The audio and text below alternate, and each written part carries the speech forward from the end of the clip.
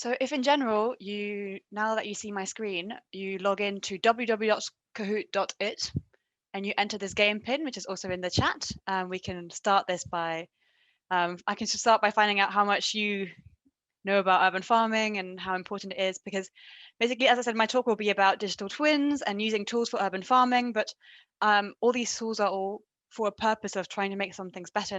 And in my case, I work on urban farming, which is to integrate growing plants in cities and in better ways than current farming practice. And so to just kind of like get some idea of current farming practice.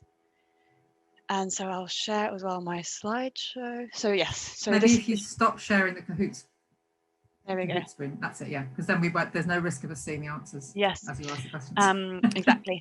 So yes, just go to this link and then we'll be able to start thinking a bit about why urban agriculture is important. So you're all on this link. I think so far there's 7 participants. Is that how many people want to join the quiz? Don't worry, there's only winners, there's no losers. So all right, so if no one else will join the quiz, I'll give it a minute. Just have to log into kahoot.it. And then they'll ask for a pin, and then you can just put in your name, and then we can start quizzing together. All right, I'll give it another like 10 seconds just in case we have a 9th person who wants to join the quiz or wants to join the app, or let me know because I think once it started, you can't join after anymore. All right, so if that's it, I will start the quiz. So I think it started for all of you. Yes. Perfect. Just be aware as well, Mel, there may be a bit of a lag. I don't know. Right. So the first question is about how much of the food consumed in the UK is actually produced in the UK. So I don't think it's showing the answer, so it's good. I will share my screen. So yes, so how much food in the UK is produced in the UK? Is it 35%, 45%, 55%, or 65%? Well, most people were correct. It is 55%. So more than what you think, but still not very self-sufficient. And especially cities are not self-sufficient, as like the majority of the food in cities is imported, which makes cities particularly vulnerable, and why urban farming is particularly interesting. Oh, next, I have to click next. Great. Jennifer won so far. So the next question is about arable land. Arable land was 0.37 hectares per person in 1960, and it has decreased today. I'm asking you by how much has it decreased?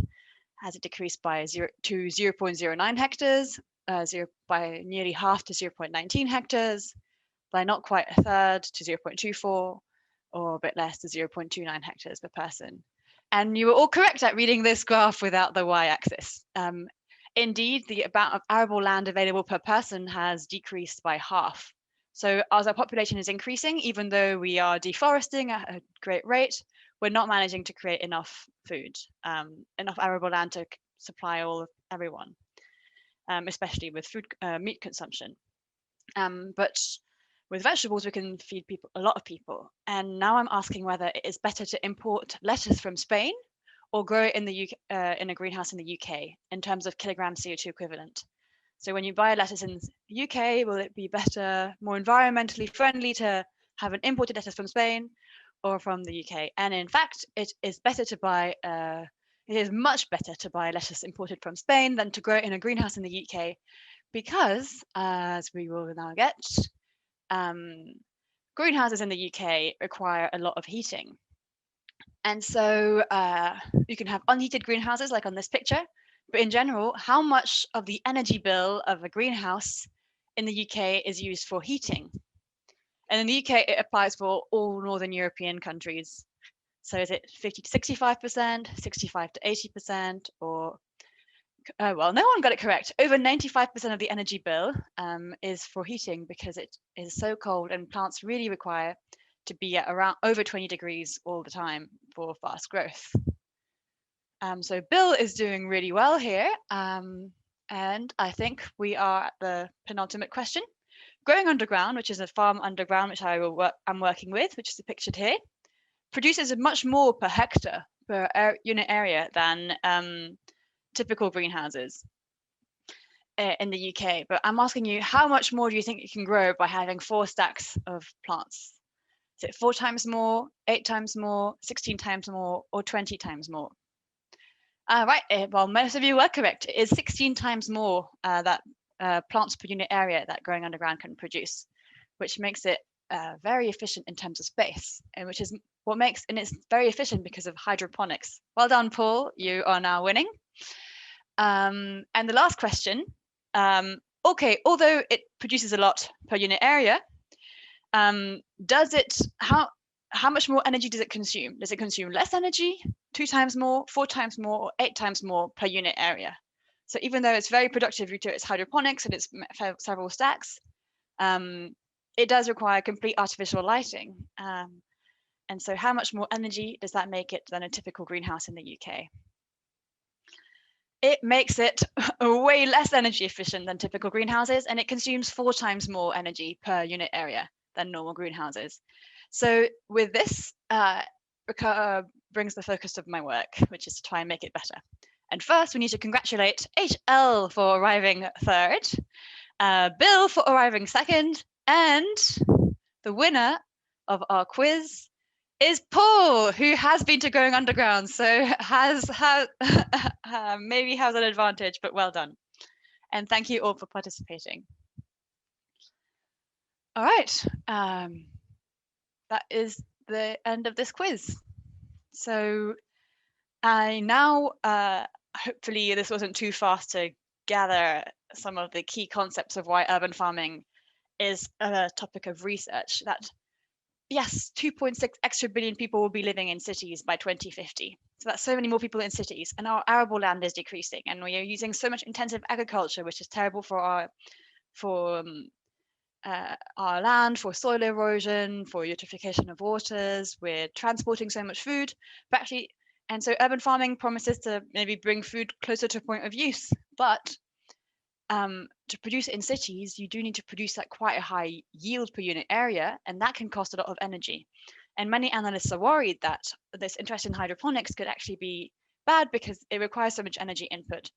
However, as we saw with Growing Underground, it still is 4 times more efficient because, you know, it's growing 4 times, it uses 4 times more energy per unit area, but it also produces 16 times more crops per unit area. But how can you scale this up?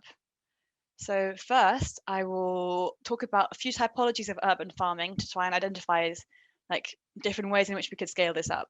So the first typology of urban farming is called standalone greenhouses, where here you can see these are big plant factories where, for example, on the top here, you've got a plant factory which produces 3,000 lettuces a day on 360 square meters. And here it's a company called Freight Farms, which repurposes shipping containers for hydroponic farming and can produce quite a lot of plants as well. And these are like completely closed environments, but these are the particularly energy intense ones because you just need complete energy input for heating, air conditioning, and lighting in these environments. So what I'm interested in is urban integrated types of urban farming, where we can reuse space available in cities, such as in Growing Underground, so the farm that I work with.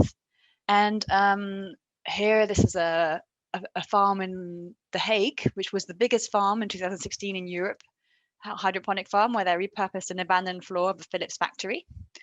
And so these structures, they are coupled to some extent with the city, where, for example, if you're underground or in your building, you can reuse some of the waste heat, or just by virtue of being in a city, it's a bit warmer and the surface conditions are warmer, so you don't have to heat as much. And then the third type of greenhouses and urban farming, where you can fully couple your greenhouse with the building, is called building integrated. And there are even fewer examples of this in the world, actually. And I've shown here, I think, the only 2 demonstration examples that I know of, and I don't know if there are any other that actually exists, where the greenhouse is fully coupled, and then the greenhouse can be warmed and heated by the building below, and then the clean air can be recirculated into the building, and so these are mutually beneficial. But the problem is that there are very few examples, and it is expensive to set up a hydroponic system and to maintain, and so we need a bit more information about what the real benefit of this is before these concepts can be expanded to city scale. So my 3 research questions that frame my thesis and that need, I think, to be solved before we can really expand the use of urban agriculture are how can we monitor and track how well greenhouse environments perform within buildings and within cities, because greenhouse experts tend to be greenhouse experts, and greenhouses have become really efficient, but they're not in cities. And so how can you combine that expertise in monitoring and in making sure your environment is good for plants in a building which has been designed by civil engineers? And also, as we have more and more sensors in the last few years, the Internet of Things has become increasingly interesting for urban farming. And so since I put lots of sensors in a farm, I wondered what kind of data-centric methods could be useful to improve operational efficiency of a farm. And finally, again, Shama, this slide, I realized I forgot to finish this sentence. Looking forwards, when you don't have data, so this is all very data focused, but when you don't have data, how can we model how well a greenhouse will perform in a building when we don't have data? And so this brings me to just the conceptual overview of my talk today, which will combine 3 fields, hopefully, crop science, building physics, and data science. So at the intersection of crop science and data science, I will talk about how we can collect data in a farm, but how can we use data curation techniques and what challenges are of collecting data in an urban farm based on how our crops grow. Secondly, there's lots of interest in digital twins at the moment, and especially because they can be this interface between data and typical building physics models. So I'm going to look a bit at that. And then thirdly, when we don't have data, how can we combine crop science with typical building physics?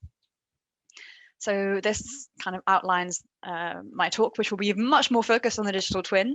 And that at the end, when you'll be tired of hearing me talk, I will quickly talk to you about doing some physical modeling. But today, I think, especially given the audience, we'll just go a bit into more detail into the digital twin. And I would love to hear your feedback about this. So for me, a digital twin isn't just a final outcome and a product, which is what we typically see, okay, this is the digital twin of the farm or of a building. But I want to focus more on how it's a process, and it involves 3 key steps, which are data creation, data analysis, and data models. And you don't get a digital twin without really understanding all 3 concepts. So I will talk you through how we're trying to develop a digital twin for growing underground, this farm underground, and these 3 key steps. So firstly, data creation. How we've put in sensors, for example, we've been collecting data manually in this farm for 4 years now, and also as we go along, we can grab data from other sources and combining that all into a database. And that's like a very important part of the digital twin, but it doesn't get so much attention generally. Secondly, it's the data analysis part. You can't create a model, you can't use a digital twin without doing a significant data analysis part, especially if you're going to be doing this in bespoke environments where you don't really understand fully the process. So that needs to be significant amount of data analysis. So from cleaning and processing data to creating interpretations, and then you can start outputting some information with your digital twin. And then thirdly, data models. Again, we can't, what kind of modeling you can do based on the data, what I could do based on the data that I had in growing underground. And I would just like to focus here on typically where I think a digital twin differentiates from typical data platforms is normally people collect data and then you just show the data. You show a time series of temperatures in the farm, you show a time series of energy, and with growing underground, we've had a few platforms now where people have wanted to be the online platform where you put in sensors and then you can visualize your data, but you never have the possibility of visualizing anything different than just a time series. And when you have lots and lots of data, you just see lots and lots of time series, but when you're a user, an operator of the farm, you're not used to looking at time series and lines and seeing, oh, it's going to be warm. You want different kind of information. So here you see this straight arrow that goes and says warnings. That's just what current platforms do. What I think digital twins are is that they propose all this other type of information, and then so I'm going to talk about the challenges and ways in which we've tried to implement this. But first, I will do what everyone does when they present a digital twin. I'll just show you what it looks like, and then we'll go into we'll go back to data analysis and creation. So now we're just going to look at the digital twin of growing underground. So it's very much in development mode, and this is just the beginning. But what we have basically, and how we envision it to be something that people can interact with, is it's very easy to interact with a 3D drawing, and it's great for going underground when they invest. But this is basically growing underground. It's in London, in Clapham. It's situated in some tunnels, which were designed as World War II air raid shelters, and were meant to become a northern line, but they didn't.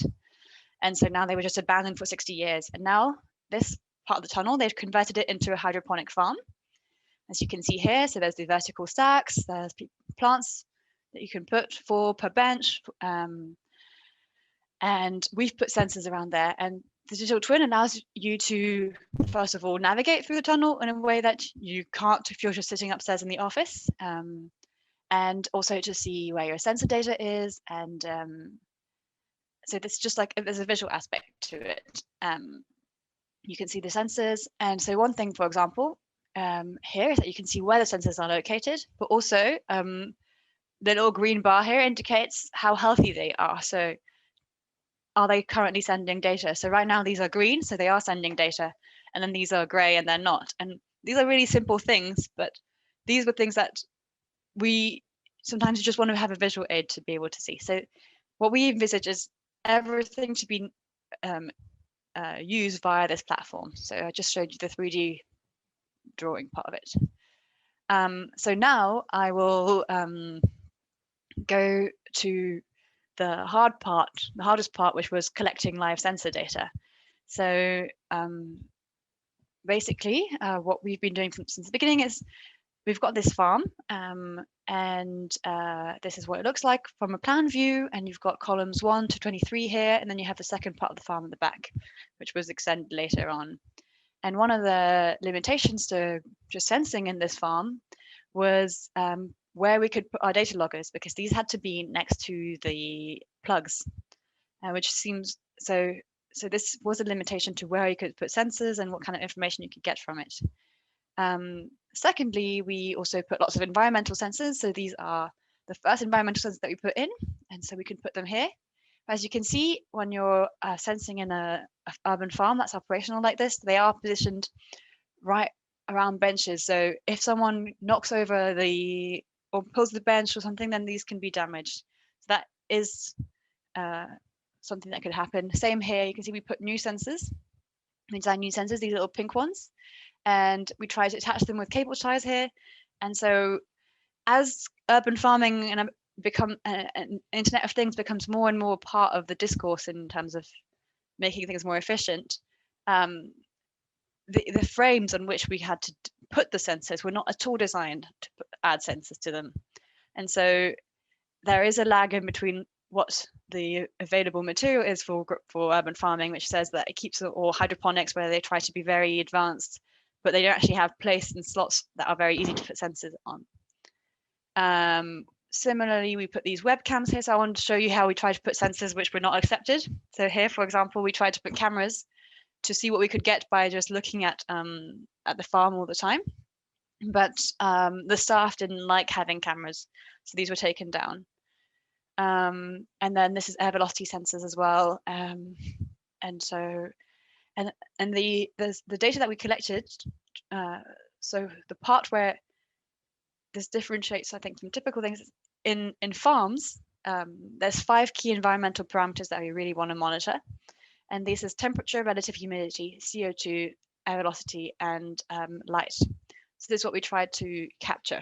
But given how a hydroponic farm is, it's difficult to capture exactly what the light level is, because you can't put your sensor right underneath the light, because that's where the plants are. So that brings us to so this was just one type of the data that we had, which was live data being collected to sensors. And now I want to show you on this slide something that just summarizes all the data that we've been collecting and going underground for the past 4 years. So we have those data loggers that I was showing you and the sensors that I pictured. These are the top 8 Raspberry Pis, which are so data loggers are Raspberry Pis, and we collect data through these Raspberry Pis. And that sends data to our server, which we then send to a Microsoft Azure database, which now hosts all the data. But then we also have going underground, have been collecting data daily about the crop growth, where it was, and that's collected on Google Sheets. And currently we have to upload that manually into the database. And similarly with manual data sensors that aren't wirelessly connecting to our servers, we have to manually put that data. We also connect via an API to energy meter readings, and we currently also only upload manually weather data onto the database. And but the aim is to have everything, all these different data streams combined into one place.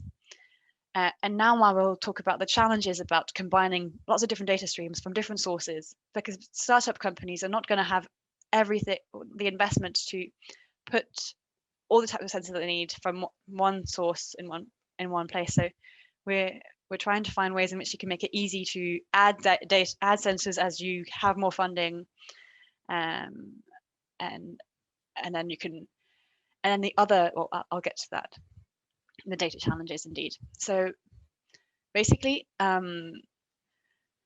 this slide I think summarizes quite well the data challenges of working in a startup environment. So urban farming is so in its infancy. So it's growing very much, but especially urban integrated farming, where we're trying to reuse waste resources in cities by placing the farms in quite bespoke spaces, such as growing underground, which is in a tunnel,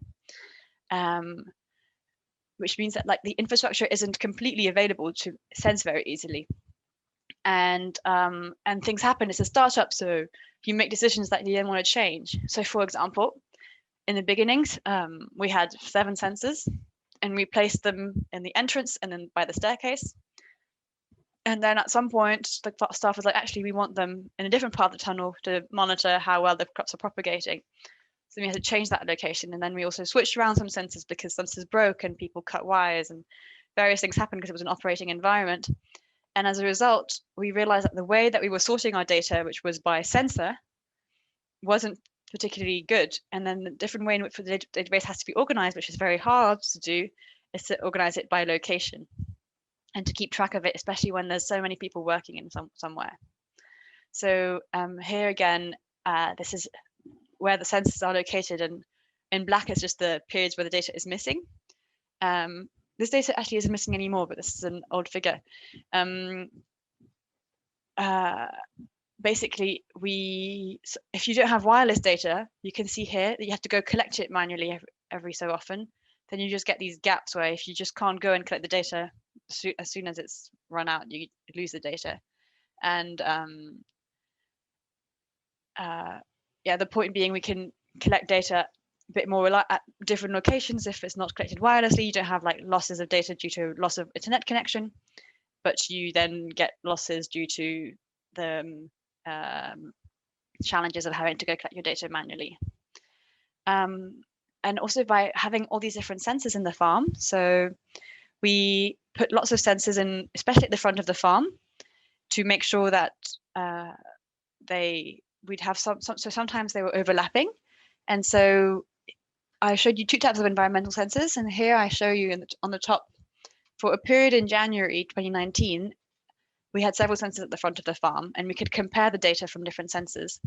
And the new sensors that we put in at a later date and our old sensors, the data completely matched up. But a year later, we started seeing very big differences in our data set. So that means that our first sensors that we installed at the beginning drifted by about, so here you can see, this is the difference between the old sensors and the new sensors in the same place. In 2019, there was about 0.1 degree difference on average between the sensors, and a year later, the difference was about 2 to 3 degrees. And so our sensors had drifted. And obviously, so in hindsight, what we found is when we're going to start developing digital twins in urban farms, for example, every sensing plan has to involve a sensor maintenance plan and a sensor calibration plan. And for startups such as growing underground, that wasn't envisaged at the beginning, because in the beginning you put sensors in, you just want to look at the data and you don't think about your replacement time. And what we found is that, yes, the sensors drifted quite a lot, but it wasn't practical for growing underground to just check that their sensors weren't drifting over the years. Now I will show you a few ways. So despite this, the fact that we have some missing data and the sensors have drifted, we still got about 2.5 years of quite solid data. And so from that, we could draw some interpretations between different variables in the data, because we collected environmental data, we collected operational data. So growing underground used to say, whenever they changed the ventilation, they would say what they changed the ventilation level to. And we've got crop growth data. So whenever they harvested anything, they fill into a spreadsheet saying that they harvested it, where it was, and how much had grown. Despite that, there's always limitations to this.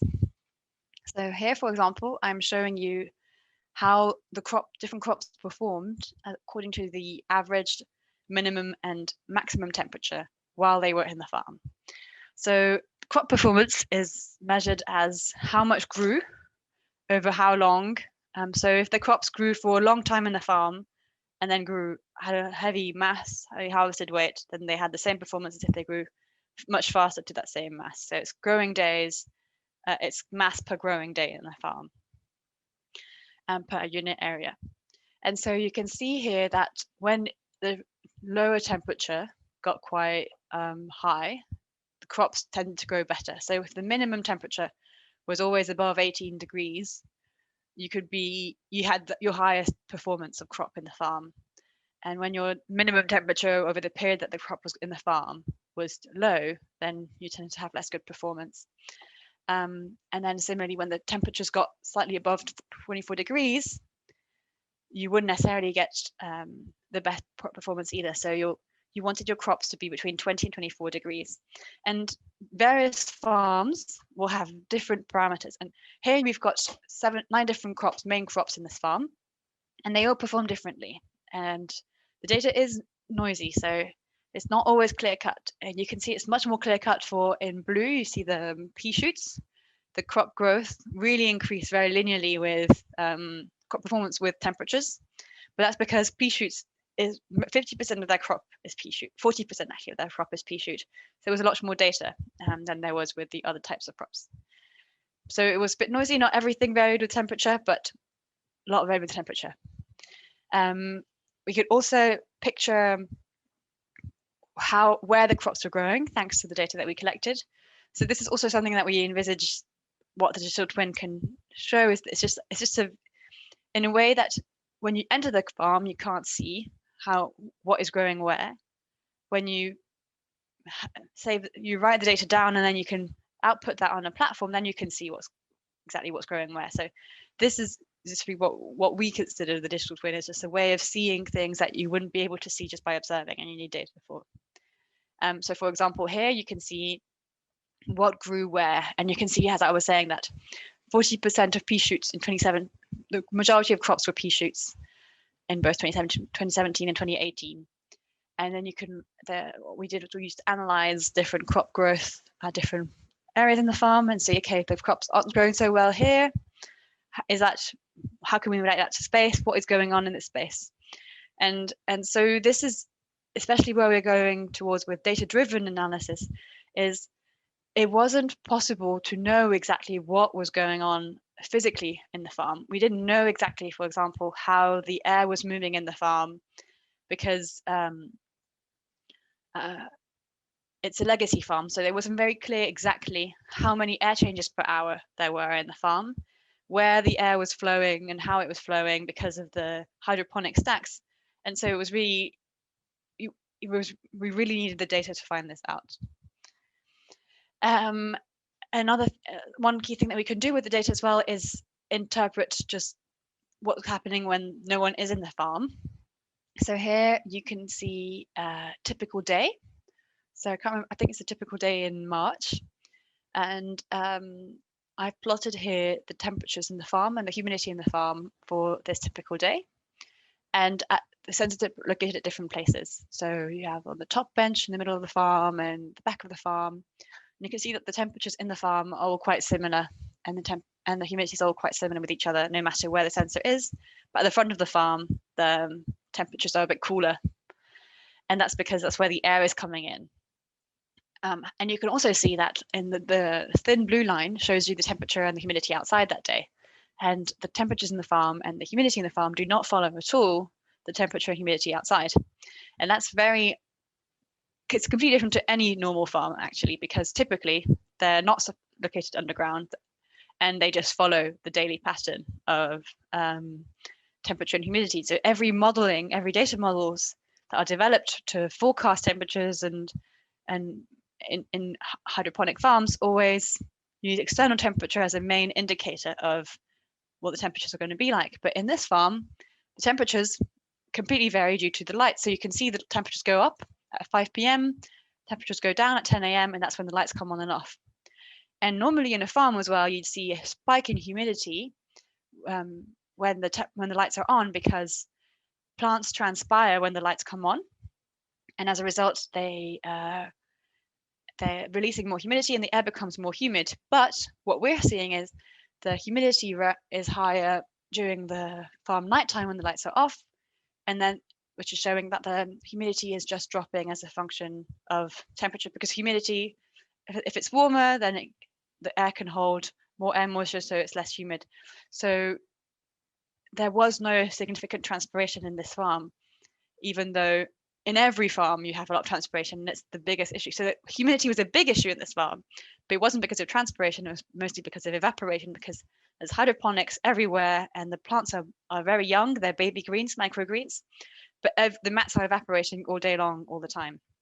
And so these are the things that we could see with the data, and then we can show and we can track when that changes.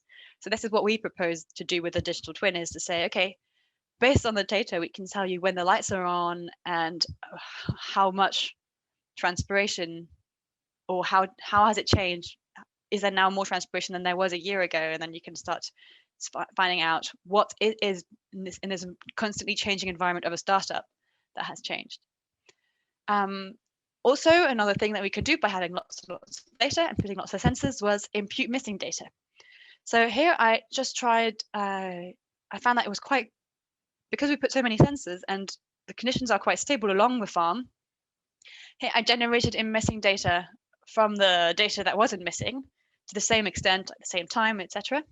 And then I did a missing data algorithm, and you could find that. So here, when you do a random forest algorithm to fill in the missing data, it was, and you use other sensors that were nearby, on many days you can find basically exactly what the temperature was. So what we've managed to do then is just fill in the missing data for the data that we don't have, so then we can start building models which require a constant stream of data. So obviously we have some days where there's a bit more uncertainty in our missing data imputation, but we still have, so that because we only had, so we forecasted temperatures for the top bench sensor where there was only 13% of missing data. Oh, there's a question. Sorry. Right, Mel, that was me reminding people to put their questions in, so that when we come to the end, we can do Q&A. Right. And so, yes, so we can fill in missing data. And then I just wanted to show you things like this. So I'm just going to go through lots of figures now. So here you can see expectation versus reality. When we look at the energy use of everything in the farm versus what the energy use actually is not the case. So then we can start asking questions about why. Same, the ventilation setting in the farm is a dial that you position, and they would report at what angle it was according to a clock dial. Then we could relate that to the energy use, and then we could tell them this is the estimated ventilation rate from your dial setting. And so then we can start giving that information on the data platform. So here I'm just showing you how, instead of looking at it in 3D, you can see how warm it was in the farm in different locations. So rather than looking at time series, you can see, okay, this area, it's all green, it's fine. And then, oops, what happened? sorry. And then in this area, and here you can see the ventilation rate of your, and how many hours the lights were on, even though that's not recorded. We can just read that from the data, interpret that. So you can give different information to the farm than what they think.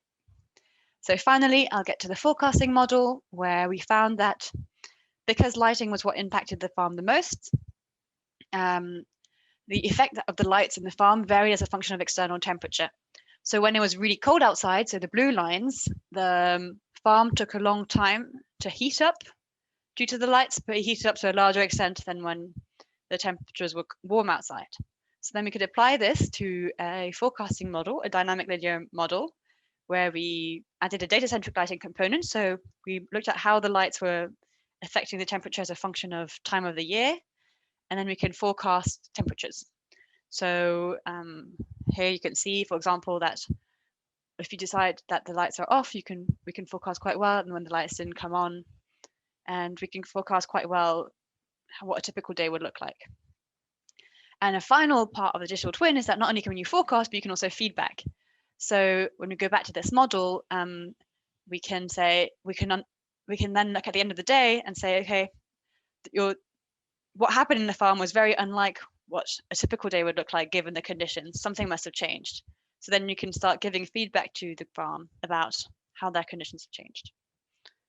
So there we go. So now I get to my conclusions of digital twins and how they can apply to this specific environment. And I think that 4 key points that you need to consider: the operational environment for data collection and sensor maintenance. It's so important, but often overlooked. The data-centric models are limited by data. So if something hasn't happened in the farm, you can't model it. But that does allow you to model flexibility when you don't actually know what's going on, because data can tell you more than you know. So that's why I think they're particularly suited to non-standard processes. And when your process is quite standard, like a controlled environment, then maybe a typical physical model would be better. And you can provide feedback as a result. You can tell them, oh, it's cooler than normal, it's warmer than normal. But as a result, then if they change something and they do something that you didn't know, then you might have more error as a result. And now I quickly, as I said, wanted to go through when you don't have data. So another project I did was modeling how a greenhouse, like growing underground, would interact with a normal building. So this is based on just the model for what we did for growing underground, and then trying to put that in typical building energy simulation. Because although growing underground is great, if we look at other sites where we don't have data, there is no tool available right now. So what I did is I took normal building energy model, and then I put a crop growth model and co-simulated them to try and see how, so every time step I would like run the building model, and then I would run the greenhouse model, and then exchange the inputs and outputs, so you can see how your crops would grow as a function of being in the building.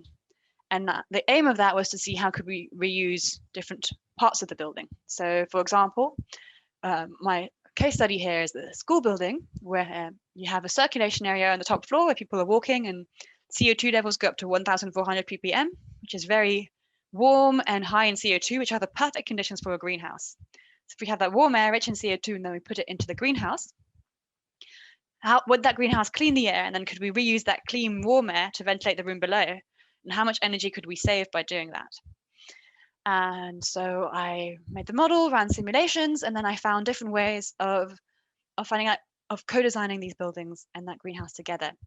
And I found that as a result of, so basically, depending on what you want to achieve, you should modify different things. So this figure is quite complicated, but basically you have different coefficients showing the relative impact of these things on that outcome. The 3 outcomes are A, B, and C, which are crop growth efficiency. So how much can you grow per kilowatt hour input? How much energy can you save per square meter? And how much can you grow? So depending on what you want, if you want to grow very efficiently, or if you want to reduce your complete energy demand, or if you want to grow lots, you should prioritize different things. So for example, if you want to grow very efficiently per kilowatt hour, then you want to maximize the amount of planted area in your greenhouse. But actually, if you have a large planted area, then you'll need more energy. And you'll also produce less because it'll become more humid, and crops don't like humidity when they grow. So depending on, so this is the point of this, is to be able to kind of understand in which ways should you co-design your greenhouse with your building. And finally, to bring these two together, I've finished this presentation on a comparison between normal greenhouses and growing underground and putting a rooftop greenhouse on top of a school. And you can see here that growing underground produces so much more per ton per hectare. So it's so efficient per square meter, but it's about as efficient as having a rooftop greenhouse on a roof, because growing underground doesn't require heating, but it requires lighting, whereas a rooftop greenhouse on a roof, if you want it to be very efficient, grow a lot, you need to heat it. And similarly, greenhouses in the UK need a lot of heating, but greenhouses in Spain don't need that much heating, but they can't grow as much per unit area. So hopefully this gives you an overview of how we can use digital tools and twins for urban farming.